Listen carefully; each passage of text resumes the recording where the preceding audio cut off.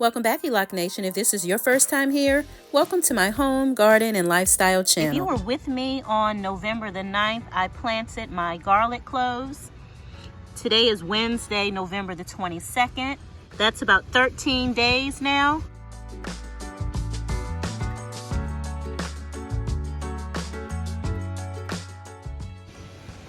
And we've got more here and here, here, here, here.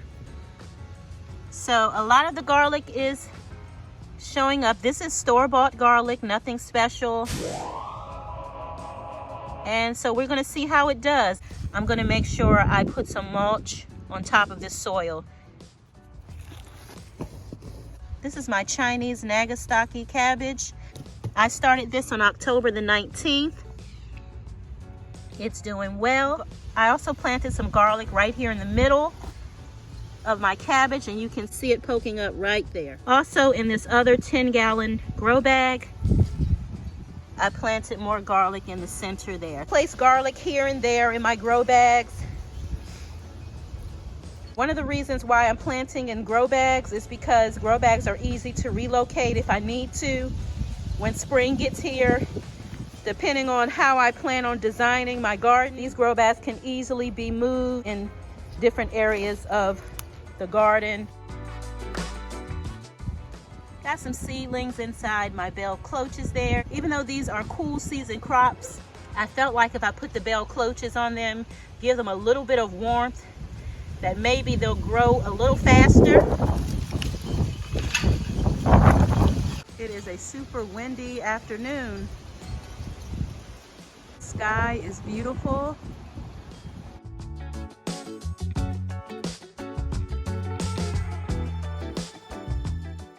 God outdid himself when he created the blue sky and those beautiful white fluffy clouds. Can't nobody do it like him.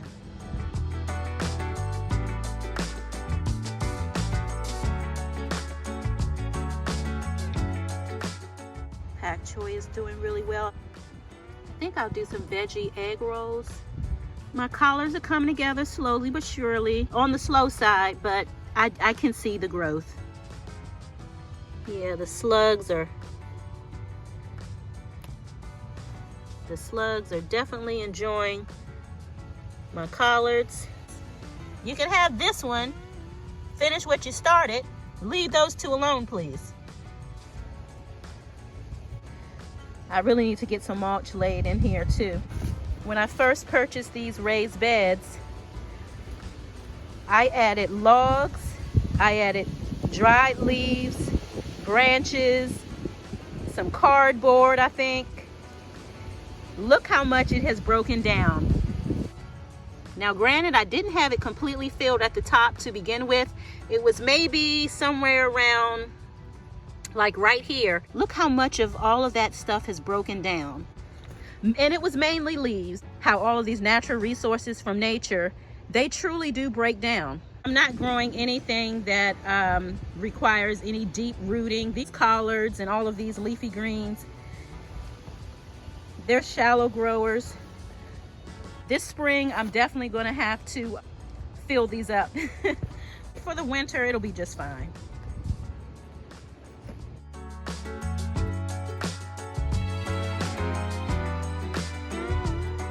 So happy that my garlic is coming up. I did plant some garlic in these raised beds as well for pest pressure, if nothing else. Honestly, when I came out here, I wasn't expecting to see any garlic popping through. Really, really nice surprise.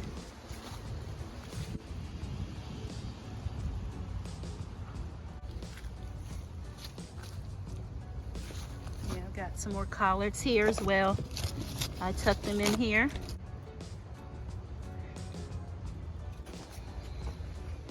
This is also collards as well.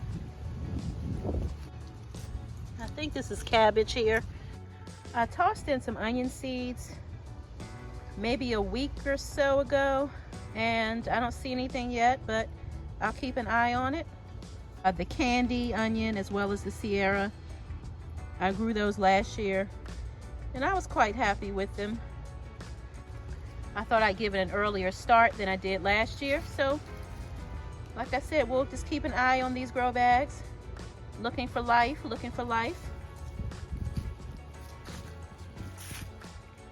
More collards here in the domes. And again, these are cold weather crops. They don't need protection from the cold weather because they were made to grow in the cold. But I wanted to experiment to see if I could get the leaves to grow a little faster, and it does look like it's helping. I made sure the ventilation is open so that they're a little warmer to speed up the growth. I don't want them growing too fast. These will probably come off. I did want them to catch up a little bit because they were on the smaller side. I kept my peppers in this bed longer than maybe I should have. I just didn't have the heart to pull out those pepper plants, especially when they were still producing, which is why I got my collards in here so late. This is a good example of how these domes have really helped to speed up the process. These domes were placed on here first. So if you look at the size of the leaves, here I just recently put these domes on.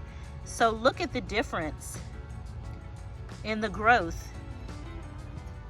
Just by adding just a little bit of warmth, just increase the temperature inside there just a bit. You see the difference. But yes, I do want them to definitely get kissed by that cold weather, because that's going to make for a nice, very flavorful collard green. But this is what I wanted. I wanted them to look like they've been growing for at least a little bit. So these things definitely do help. At the rate they're going now, Christmas dinner.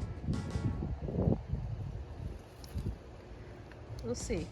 And if not, then hey, whenever they're done, we'll eat then. So that's pretty much what's going on in my fall garden. Not a whole lot, you know, definitely the growth rate is definitely slower. Oh, but I did want to show you my collards. These things were planted last year. They survived all summer, and when I say survived, caterpillars, worms, every insect possible munched on these collard greens. So this plant pretty much served as my trap crop all summer long. And now that the weather has cooled down, the pests are at a minimum pretty much. This plant is getting a new lease on life. Yeah, growing back. That's something that I've learned. Keep the collard greens in, let them stay in over the summer, allow the pests to feast on them. When the weather changes, it gets colder and the pests go away, the plant will regrow and feed you in fall and winter. These are beets, Detroit red beets, carrots, and cilantro. 3 different plants growing in the same planter here. End of November update. If you enjoy the content, please subscribe to the channel. Find something you love and have fun doing it. Thanks for watching.